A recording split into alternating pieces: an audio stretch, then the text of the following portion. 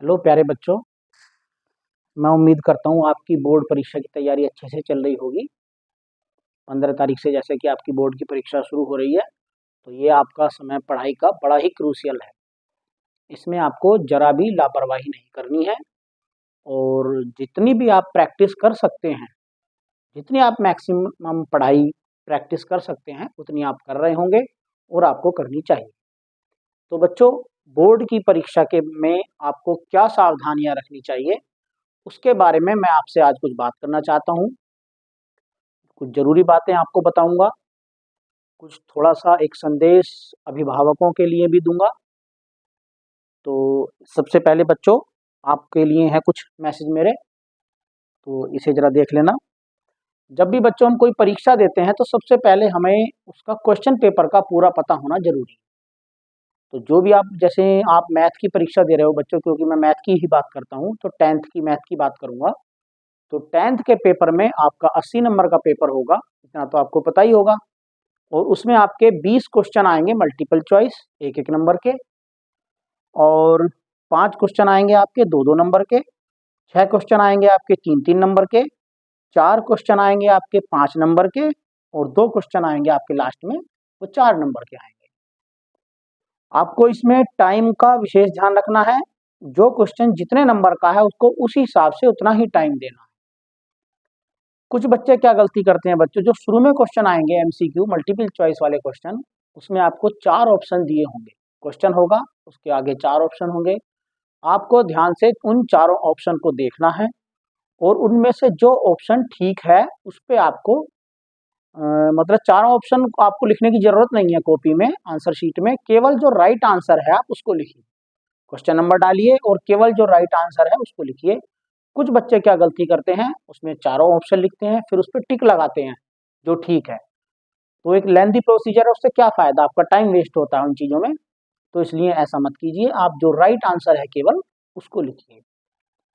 MCQ question करने में बच्चे कुछ एक गलती ये भी करते हैं कि वो उसको बहुत लंबा सोल्व कर देते हैं, बहुत समय लगा देते हैं कई बार, क्योंकि एमसीक्यू क्वेश्चन ऐसे आते हैं उनमें सोल्व करना पड़ता है। तो आपको उसे सोल्व अगर करो तो उसको रफ पे कर लो, वहां पे उसको सोल्व करना जरूरी नहीं है। आप केवल उसका डायरेक्ट आंसर लिखोगे तो भी आपको फुल 1 मार्क उसका मिलेगा। अगर आपने ठीक किया है तो पूरा नंबर 1 नंबर मिलेगा। और बच्चों, इसमें एक अगली बात जो मैं आपसे बताना चाहता हूँ, वो है ज्यादा से ज्यादा आप प्रैक्टिस कीजिए, क्वेश्चन की प्रैक्टिस कीजिए, क्वेश्चन को कर करके देखिए। और जो डाउट्स आते हैं उन्हें अपने टीचर से या किसी से भी जो आपको उस डाउट को क्लियर कर सकता है पूछिए। आप मेरे से पूछ सकते हैं, आप मुझे मैसेज कर सकते हैं, कोई दिक्कत नहीं है। इससे आपका कॉन्फिडेंस बढ़ेगा। अगर आप जितना भी आप प्रैक्टिस करेंगे बच्चों, उसका आपको एग्जाम में फायदा मिलेगा, आपका कॉन्फिडेंस बढ़ेगा। आप एग्जाम में उसमें घबराहट आपको नहीं होगी, चिंता नहीं होगी, अगर आप प्रैक्टिस आपने ज्यादा कर रखी है तो।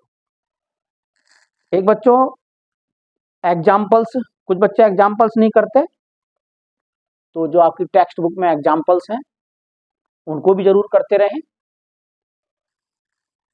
हाँ, एक सबसे जरूरी बात जो है बच्चों, क्वेश्चन करते समय बुक के अलावा, बुक के तो खैर एनसीईआरटी बुक के करने हैं, लेकिन अगर आप उससे भी ज़्यादा प्रैक्टिस कर सकते हैं तो आपको करनी चाहिए। तो उसके लिए जो सैंपल पेपर्स हैं सीबीएसई की साइट पे हैं, मैंने आपको भेजे भी हैं, और उन्हें आपको सोल्व करना है।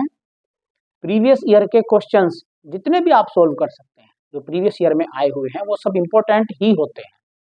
कोई भी क्वेश्चन कभी भी आ सकता है, ऐसा कुछ नहीं है कि हाँ ये पर्टिकुलर क्वेश्चन कब आएगा, ये किसी को पता नहीं होता। तो इसलिए आप, कोई भी क्वेश्चन आ सकता है, तो आप मैक्सिमम उसको प्रैक्टिस कीजिए। प्रैक्टिस का मतलब ये नहीं है बच्चों कि आपने बुक खोल ली और उसका सॉल्यूशन देख लिया, उसको याद करना शुरू कर दिया, ऐसा नहीं है। आप उसको अपने पेन से अपनी कॉपी में लिख के सोल्व कीजिए, लिख कर देखिए। जितना आप लिख कर करेंगे उतना ही आपको समझ में आएगा और वो याद भी रहेगा। हाँ, इससे अगली बात बच्चों मैं बतानी चाहता था, हाँ, जो पीयर लर्निंग होती है, ग्रुप लर्निंग, मतलब जैसे 3-4 बच्चे बैठ के एक साथ पढ़ते हैं, तो उससे भी हमें काफी कुछ सीखने को मिलता है। क्योंकि कुछ डाउट्स ऐसे होते हैं जो बच्चे आपस में एक दूसरे को बताते हैं, तो ऐसा कीजिए, आप आपस में भी अपनी समस्याएं शेयर कीजिए पढ़ाई से रिलेटेड, और एक दूसरे की हेल्प कीजिए। इससे आप में कॉन्फिडेंस भी बढ़ेगा, और जो बताएगा उसका भी कॉन्फिडेंस बढ़ता है, उसको और वो चीज़ अच्छे से याद हो जाती है, और जो सुनता है उसको उसको भी उसका फायदा मिलता है। तो बच्चों ग्रुप लर्निंग इसलिए अच्छी है। हाँ बच्चों, और जब आपको क्वेश्चन पेपर मिलता है तो 15 मिनट का टाइम आपको क्वेश्चन पेपर पढ़ने के लिए मिलता है शुरू में। ये आपका बड़ा महत्वपूर्ण टाइम है। इस 15 मिनट को यूटिलाइज कीजिए। क्वेश्चन पेपर को आप ध्यान से पढ़िए, सारे का सारा क्वेश्चन पेपर आपको पढ़िए। लेकिन उस क्वेश्चन को पढ़ने से तनाव में मत आइए कि कहीं क्वेश्चन, अगर आपको क्वेश्चन पेपर पूरा टफ लग गया कि हाँ यार ये तो बड़ा टफ पेपर है, कैसे करूँगा, ऐसा नहीं है। अगर आप बस उसको ध्यान से पढ़ लीजिए, उसमें कुछ क्वेश्चन आपको अच्छे भी लगेंगे, कुछ टफ लग सकते हैं, कोई दिक्कत नहीं है, बस आपको अच्छे से उसको पढ़ लेना है।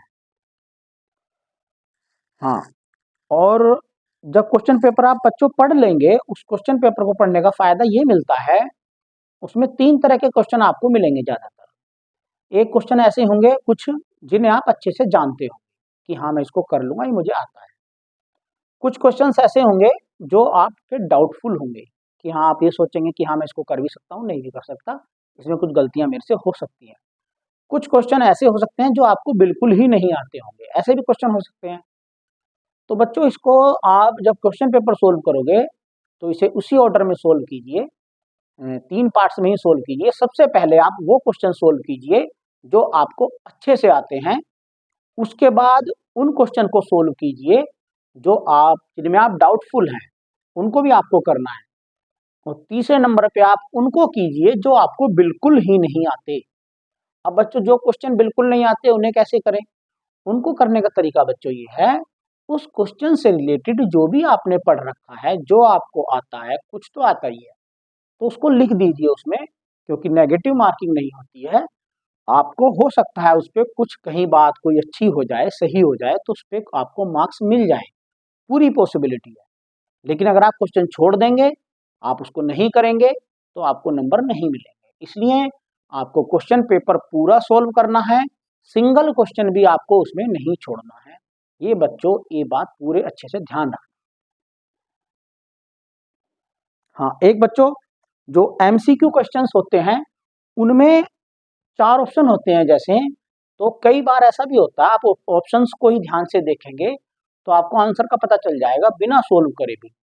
कुछ ऑप्शन ऐसे होते हैं जिसमें आपको पता चल जाता है कि हाँ यार ये ऑप्शन तो होगा ही नहीं भाई, क्योंकि उससे रिलेटेड ही नहीं है। तो इसलिए सोल्व करने से पहले ऑप्शन पे भी निगाह डाल लेनी जरूरी है, इससे आपको हेल्प मिलती है। एक बच्चों टाइम का ध्यान रखें, जितने आप क्वेश्चन कर रहे हैं घड़ी साथ लेकर के जाएं। स्मार्ट वॉच तो अलाउड नहीं होती है, नॉर्मल वॉच आप ले जा सकते हैं।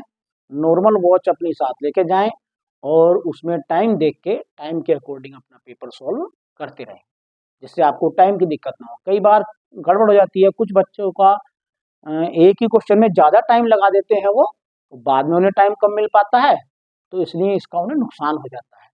तो इसलिए बच्चों टाइम बड़ा जरूर महत्वपूर्ण पॉइंट है एक, इसको भी आपको ध्यान रखना है। हाँ, कुछ बच्चे जब क्वेश्चन सोल्व करते हैं तो क्वेश्चन का नंबर नहीं लिखते, ये कौन से क्वेश्चन का आंसर मैं लिख रहा हूँ। तो बच्चों जब भी आप आंसर लिख रहे हो तो उसका आंसर नंबर जरूर डालना है कि क्वेश्चन आंसर नंबर इतना, कि ये इस क्वेश्चन का आंसर है, ये answer number of question number इतना और उसका पार्ट इतना। अगर पार्ट है तो पार्ट भी डालना है, जिससे कि एग्जामिनर को कॉपी चेक करते समय क्लियर हो कि ये आपका क्वेश्चन कौन से, ये आपका आंसर किस क्वेश्चन का है। हाँ, कुछ बच्चे आंसर में जब आप आंसर लिखते हो उसमें यूनिट्स नहीं लिखते। मान लिया सेंटीमीटर, कोई लेंथ निकाली, कोई एरिया निकाला तो सेंटीमीटर स्क्वायर या मीटर स्क्वायर, तो बच्चों वो यूनिट लिखना आपको जरूरी है। यूनिट भी जरूर लिखिए, ध्यान रखें इस बात को, उस पर भी मार्क्स कट जाते हैं कई बार। हाँ बच्चों, जब ज्योमेट्री के क्वेश्चन आपको आते हैं प्रूव करने वाले, कोई थ्योरम है या कुछ प्रूव करना है, तो उसमें आपको सबसे पहले गिवन लिखना है। गिवन के अंदर क्वेश्चन को देख के वो बातें लिख देनी है जो क्वेश्चन में लिखी हुई हैं। उसमें आपको अपनी तरफ से कुछ नहीं करना, वो तो क्वेश्चन में दिया हुआ है, बस उसी को आपको लिखना है। टू प्रूव, टू प्रूव में आपको वो लिखना होता है जो आपको प्रूव करना है। वो भी आप क्वेश्चन को देख के लिख सकते हैं कि क्वेश्चन में हमसे क्या प्रूव करने को बोला गया है, तो ये भी आसान है लिखना। गिवन लिखना है, उसके बाद टू प्रूव हेडिंग डाल के लिखना है, फिर किसी किसी क्वेश्चन में कंस्ट्रक्शन होती है, किसी में कंस्ट्रक्शन नहीं होती है। जिसमें कंस्ट्रक्शन है उसमें आपको कंस्ट्रक्शन को भी लिखना है, और जिसमें कंस्ट्रक्शन नहीं है उसमें कंस्ट्रक्शन को लिखने की जरूरत ही नहीं है, आप डायरेक्ट प्रूफ लिख सकते हैं। तो इस चीज का ध्यान रखें बच्चों, इससे आपको नंबर अच्छे मिलेंगे अगर आप ऐसा करेंगे तो। हाँ, एक और महत्वपूर्ण बात बच्चों, जो मेन पॉइंट्स हैं, जो मेन नोट्स हैं और मेन फार्मूलाज हैं जिनकी आपको एग्जाम में जरूरत पड़ेगी, उन्हें हमारी बच्चों की जो समस्या होती है कई बार, तो हमें उनकी भूलने की समस्या होती है बच्चों। ये कोई आपकी समस्या नहीं है, ये सभी की होती है। ऐसा नहीं कि बच्चे भूलते हैं, टीचर्स भी भूलते हैं। बेटा हम इंसान हैं, हम कोई मशीन नहीं है।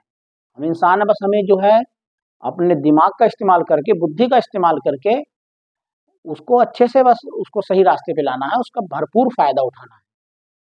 तो आप जो फार्मूलाज हैं उनको आप एक पेपर पे लिखिए और उनको आखिर तक रिवाइज करते रहिए, रोजाना एक बार रिवाइज कीजिए। तो इससे आपके फार्मूले लर्न हो जाएंगे और एग्जाम में जाने तक भी वो पेपर अपने पास रखिए, उसको रिवाइज करते रहिए। और एग्जाम में एंट्री करने से पहले पेपर बाहर फेंक दीजिए और अंदर जा करके आप अपने उन फार्मूलाज को जिन्हें आपको लगता है कि मैं भूल सकता हूँ, उन्हें अपनी आंसर शीट में, जो बोर्ड की आंसर शीट है उसमें रफ पेपर पे, रफ जगह पे आप उनको नोट कर सकते हैं। और बाद में अगर उसका रिलेटेड क्वेश्चन आएगा तो आप उसको यूज कर सकते हैं, इससे आप उसको भूलेंगे नहीं। तो इससे आपको फायदा हो जाएगा बच्चों। हाँ, एक बच्चों ये है, हाँ कुछ बच्चे जो मैथ की तैयारी करते हैं वो केवल कि कोई प्रॉब्लम उनको आ रही है तो उसका सॉल्यूशन पूछ लेते हैं सीधा कि इसमें क्या आएगा, इसको कैसे करेंगे। बच्चों कभी भी प्रॉब्लम का सीधा सॉल्यूशन मत पूछिए। मैं हमेशा से अपने बच्चों से यही कहता हूँ कि आप पहले मैक्सिमम ट्राई कीजिए खुद से करने की। अगर पूछना ही पड़े तो उसका जो कंसेप्ट है वो कंसेप्ट पूछिए, उसका क्या लॉजिक है, क्या उसका रीजन है कि ये ऐसा क्यों आया, तो उस बात को क्लियर कीजिए, उससे आपके नंबर अच्छे आएंगे। हमेशा मैथ की पढ़ाई में ऐसे ही कीजिए, जहां भी आपको डाउट है, कोई समस्या है, तो उसका जो बेसिक कंसेप्ट है, जो उसकी बेसिक बात है, उसको आप क्लियर कीजिए। जब तक आप उसे क्लियर नहीं करेंगे वो आपकी समझ में नहीं आएगा। समझ में आ भी गया तो फिर आप उसको भूल जाएंगे। अगर आपने कंसेप्ट क्लियर कर लिया तो आपको वो बहुत दिन तक याद रहेगा।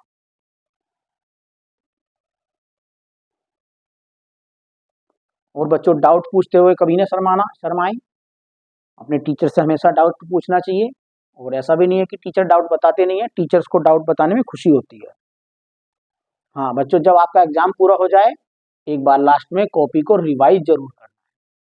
कई बार ऐसा होता है जब हम क्वेश्चन पेपर करते हैं तो हमसे कहीं थोड़ी बहुत गलतियां हो जाती हैं, वो हमें तब दिखाई देती हैं जब हम कॉपी दोबारा रीचेक करते हैं, तो हमें वो दिखाई कई बार दे जाती हैं। और एक बात मेन बच्चों, तनाव ना लें, बिल्कुल भी परीक्षा का तनाव ना लें। अगर आप तनाव लेंगे तो जो आपने याद किया है वो भी भूल जाएंगे। तो इसलिए तनाव ना लें, बस मेहनत करें, ज़्यादा से ज़्यादा मेहनत करें, खुश रहें। खुश रहना ज़रूरी है। अगर आप खुश रहेंगे तो आप कम मेहनत में भी अच्छे नंबर ले आएंगे। अगर आप खुश नहीं रहेंगे तो आपकी ज़्यादा मेहनत भी बेकार हो जाएगी। तो बच्चों, खुश रहना पहले ज़्यादा ज़रूरी है, उसके बाद पढ़ाई। और एक मैं मैसेज अभिभावक के लिए भी देना चाहता हूँ। सभी अभिभावक चाहते हैं कि हमारे बच्चों के अच्छे नंबर आएँ, अच्छे से पास हो जाएँ, लेकिन इसमें सबका ही योगदान होता है, अभिभावक का भी होता है। और बच्चे तो खैर चिंतित रहते ही हैं, उनका फ्यूचर है, तो उन्हें जहाँ तक भी संभव हो उन्हें मोरल सपोर्ट दें, उन्हें सहयोग करें, उनकी कमियों को उन्हें क्रिटिसाइज ना करें, उन्हें नीचा दिखाने की कोशिश ना करें, उन्हें ज़्यादा डांटे नहीं, बस उनका मोरल अप करें, क्योंकि पॉजिटिव थिंकिंग से ही पॉजिटिव रिजल्ट मिलता है। बस मुझे यही कहना था। Thank you.